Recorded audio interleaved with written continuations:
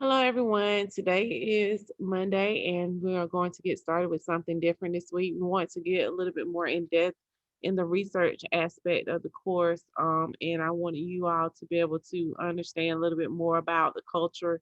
And then when we look at global art in the context where we were trying to understand what took place in the past, so we can kind of understand how art is affected in this current modern state. So let's look, and I wanted to go over some information with you all. So I'm going to share my screen with you guys.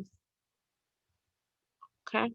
So we're going to do chapter, I believe this is chapter 12. And chapter 12 starts with the art in the earlier times. So now we're going back to the Paleolithic, the Neolithic, the megaliths, the cuneiform, ziggurats, pharaohs time, dynasty time. So this right here tells us that artworks produced thousands of years ago has a great detail about the earliest cultures and civilizations. And then it talks about prehistoric art. And prehistoric art means before history. So that's what it means. Prehistoric or Paleolithic period is the Old Stone Age, which began about 2 million years ago and ended with the Ice Age in 1300 BC. This is time when they use stone materials. When we look at global art, we want to go back and make sure we understand where the context comes from.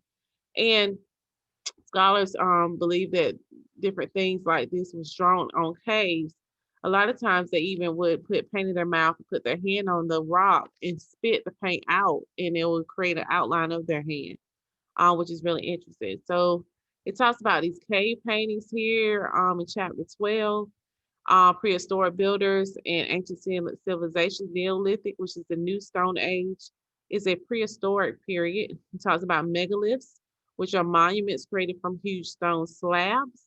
Then it talks about the Mesopotamia area and what a cuneiform is. The cuneiform is a writing system. It's a Sumerian writing system using wedge shapes. So this is where all of this comes from. When we look at that, and it goes down, it talks about Babylonian culture down there, ancient Egypt, and don't forget that Egypt is in Africa, so you do need to remember that for future reference. And then it talks about India, and I want you to, for this particular chapter 12, I want you to go through and write the definitions for the chapter dynasties, a period of time during which a single family provided a succession of rulers. So you have that there. So write down the definitions. Are going to go into art in the Middle East and Asia. So let's go to we're going to learn a bit more about China too, culture.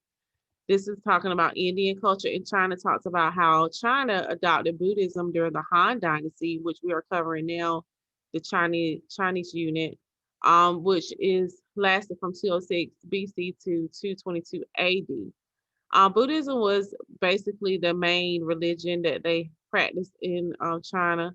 It says it stressed the harmony between beings and nature.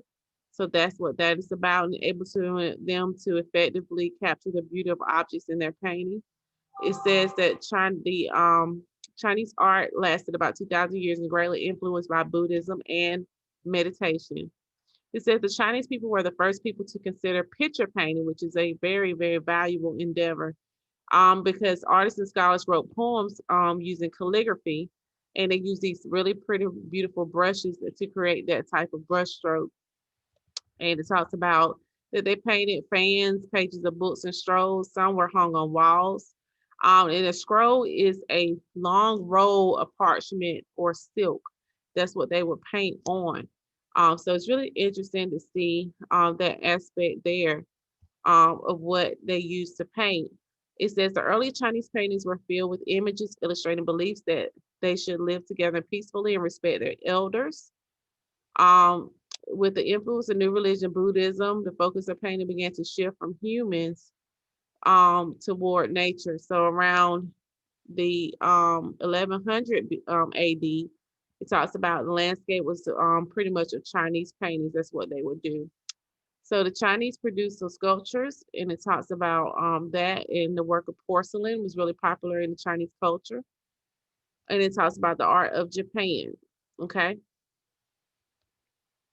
Okay. Goes down, covers about Japan. Look at this big image of Buddha. That's another sculpture that we see there. And this is on page 329. All right, and then it goes down to it talks about Hokusai. It was a very popular artist in Japan culture. Talks about the art of Islam. And then it went down, and we already covered the art of Africa. So you don't have to put the definitions for the African section, just the section up to that. Okay.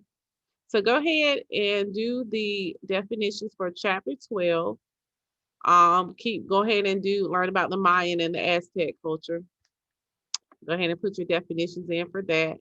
So today I want you to just do the definitions for chapter 12, upload that for grade, and I'm looking forward to seeing those. Okay, so we just want to make sure that you're going to read chapter 12 and upload the vocabulary today. Okay, all right, I'm going to stop sharing my screen with you guys, and let me know if you have any questions. We are preparing for our exams, so we want to make sure we have our book work that we need to cover to make sure we are ready for the exam. All right.